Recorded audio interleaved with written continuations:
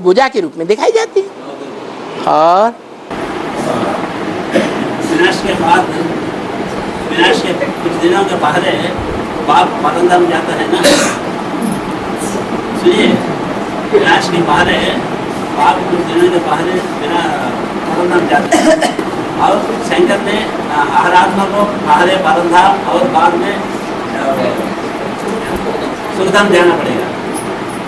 पहले परमधाम को टच करके सुखधाम को जाना पड़ेगा। ये किसने बोला?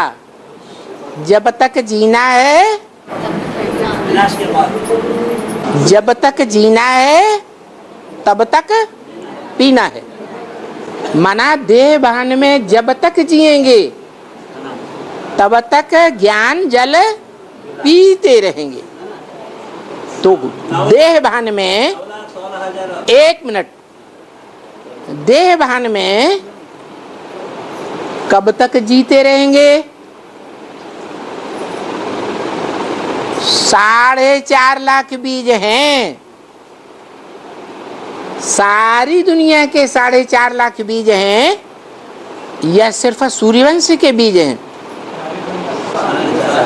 सारी दुनिया के बीज। और सारी दुनिया को 36 तक बाप को पहचानना है या पहले ही पहचान जाएंगे? तो वो बीज रूप आत्माएं जो बाप के रूप में हैं, अंतिम बीज रूप हैं, वो वहां तक अपना पार्ट बजाएंगे। वो प्रजा वर्ग की चौथे किस्म की आत्माएं, कोई फर्स्ट क्लास प्रजा, कोई सेकंड क्लास प्रजा, कोई थर्ड क्लास, कोई फोर्थ क्लास। तो फोर्थ क्लास प्रजा की लिस्ट में जो आने वाले 4.5 लाख में है, वो अंतिम विनाश तक संपूर्ण बनते रहेंगे। और जब संपूर्ण बनेंगे तो अपने फॉलोअर्स को निकालेंगे। इसलिए ये पक्का होता है कि जो देवी देवता धर्म की आत्माएं हैं, जो मनुष्य से क्या बनती हैं? देवता बनती हैं। वो महादेव को पहचानेंगी और उसमें शिव को पहचानेंगी। बाकी जो द्वापर युग से आने वाली आत्माएं हैं, वो निराकार शिव परमात्मा को निराकार के रूप में ही देखेंगी, मानेंगी, या साकार रूप में मानेंगी? निराकार रूप में मानेंगी। इसका मतलब ये हुआ कि जब तक पूरी राजधानी स्थापन नहीं हुई है तुम बच्चों की, तब तक बाप का पार्ट ज्ञान सुनाने का चलेगा। क्योंकि जो कृष्ण बच्चा है वो कब बुद्धि में ये बात बैठाता है कि गीता का भगवान मैं नहीं हूं? 18 में। और जब बुद्धि में ये बात बैठती है कि मैं गीता का भगवान नहीं हूं, तो पुरुषार्थ चलता रहेगा या खत्म हो जाएगा? चलता रहेगा। और तब तक चलता रहेगा जब तक वो आत्मा पूरा एडवांस ज्ञान प्रैक्टिकल जीवन में धारण न कर ले। उस बच्चे की ये शिफ्ट है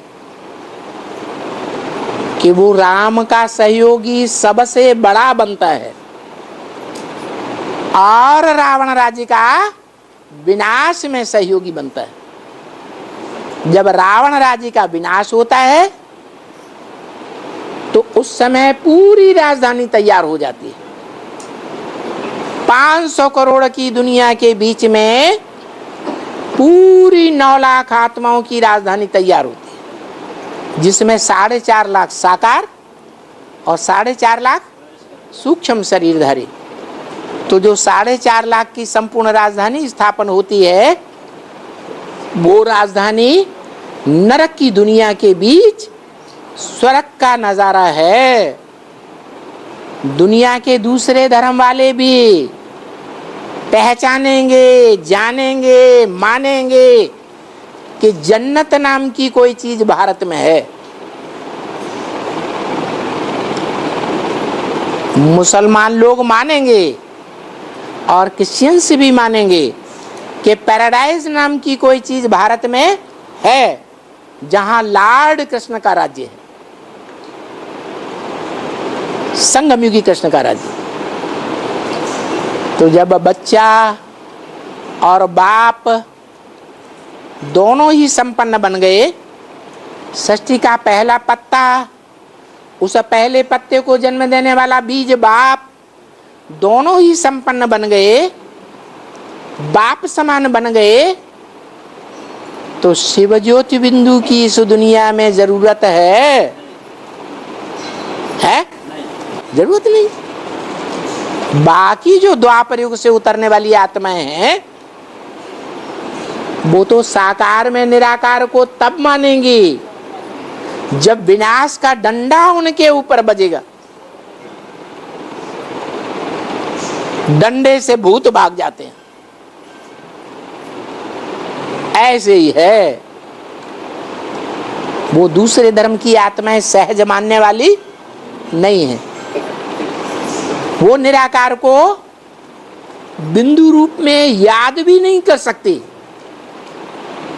निराकार को याद करना सहज या साकार में निराकार को याद करना सहज?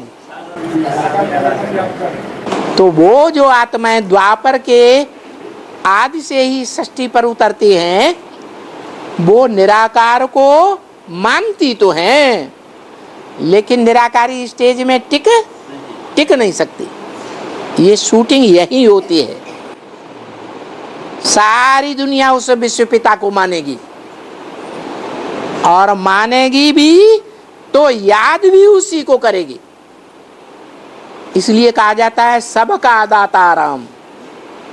मना 500 करोड़ जो भी मनुष्यों की सृष्टि है, उनमें चाहे इस्लाम धर्म की आत्माएं हों, चाहे क्रिश्चियन धर्म की आत्माएं हों, सब धर्मों की जो भी देह अभिमानी आत्माएं हैं, आत्म की स्थिति को नहीं प्राप्त करती हैं, इसलिए स्वर्ग में नहीं आती हैं। वो देह अभिमानी आत्माएं जब तक धर्म पिताओं की धारणाओं को फॉलो करती हैं, और फॉलो करते करते उनकी संख्या लाखों की तादाद में हो जाती है, तब राम वाली आत्मा और उनका ग्रुप उनके बीच में आकर के जन्म लेता है और उनके राज्य की स्थापना करता है। क्या निराकार बाप से किसको वर्षा मिलता है? उन आत्माओं को वर्षा मिलता है जो निराकारी स्टेज में टिक जाती हैं, और जो निराकारी स्टेज में टिकते ही नहीं, उनको साकार बाप से वर्षा मिलता है। उनकी राजाई शिव बाप स्थापन नहीं करते। कौन स्थापन करता है? प्रजापिता और उसका ग्रुप स्थापन करते हैं। इसलिए भक्ति मार्ग में कहते हैं सबका दाता राम। चाहे कोई भी धर्म का हो, उन सब धर्म वालों को मनुष्य सृष्टि का जो पिता है, उससे राजाई का वर्षा मिलता है। ओम शांति।